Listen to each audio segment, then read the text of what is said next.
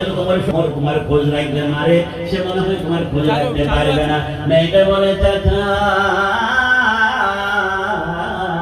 আমার ইমান বলছে যে জায়গায় ওমরের সঙ্গে আমার দেখা হবে, জোরে বলুন সুবহানাল্লাহ। চাচা এই জায়গায় ওমরের সঙ্গে আমার দেখা হবে। মেয়েটা বলল কেন?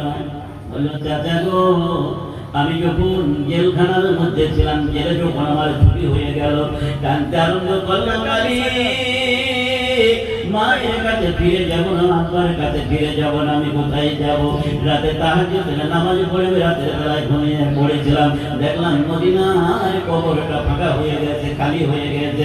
নূর নবী মুহাম্মদ রাসূলুল্লাহ সাল্লাল্লাহু আলাইহি ওয়াসাল্লাম আস্তে আস্তে গেছেন, যাওয়ার পরে আমার মাথায় হাত দিলেন, দেওয়ার পরে বললেন মারে তুমি কোথাও যেতে হবে না, ওই মদিনার বাইরে দিকে দুইখানা পাহাড় আছে, ওই দুই পাহাড়ের মাঝখানে রাত্রি 12টার সময় তুমি যে দাঁড়াবি ওই জায়গায় আমিরুল মুমিনিন ওমরের সঙ্গে তোর দেখা হয়ে যাবে।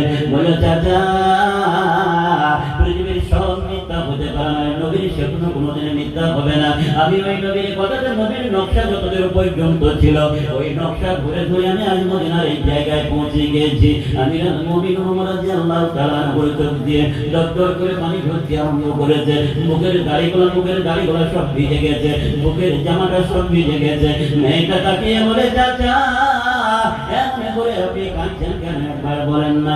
আমিরুল মুমিনিন খলিফাতুল মুসলিমিন ওমর রাদিয়াল্লাহু তাআলা মেয়েটার যত কথা শুনে তত কান্না পেয়ে যায়, জড়িয়ে ধরে বলে যাই মাই। বলে চাচা গো কোথায় যাবো? বললো চাচা বললো মা তুই যার সঙ্গে দেখা করার জন্য এসেছিলে রে, ওমরের কাছে যাওয়ার জন্য। বললো বলে সে হতভাগা ওমরই হলাম আমি, জোরে বলুন সুবহানাল্লাহ।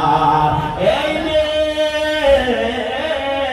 তুমি যেদিন রুম দেশ থেকে জেলখানা থেকে ছাড়ি পেয়ে রওনা দিয়েছো, সেদিন থেকে তুমি তো রাতে দেখেছো দেখার পরে রওনা দিয়েছো, আর প্রতিদিন রাতের বেলায় যখন আমি ঘুমাইতে যাই মদিনার নবী ডাকতে বলে ওরে ওমর আর কতদিন তুমি ঘুমিয়ে থাকবা, আর কতদিন তুমি এমনই করে ঘুমিয়ে যাবে? যাও যাও ওই পাহাড়ের নিচে দেখো আমার একজন আল্লাহর বান্দে, আমার একজন ভক্ত দেখো আমার কেউ না আমার প্রেমে পাগল হয়ে গেছে।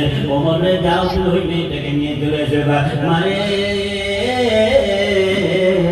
এক সপ্তাহ ধরে তোর জন্য এই রাতের বেলায় আসি আর এই জায়গায় দাঁড়িয়ে থাকি। মা তুই কি সেই মেয়েটা? বললো মা। একটু জোরে বলা যাবে না সুবহানাল্লাহ? নারে তাকবীর। মেয়েটা আমাদের নেতারা হলে কেমন হতো? আমি একদিন বেলডাঙ্গায় জালসা করে আপনার মুর্শিদাবাদের ডুমকল থানায় জালসা করেছি। ডুমকল থানায়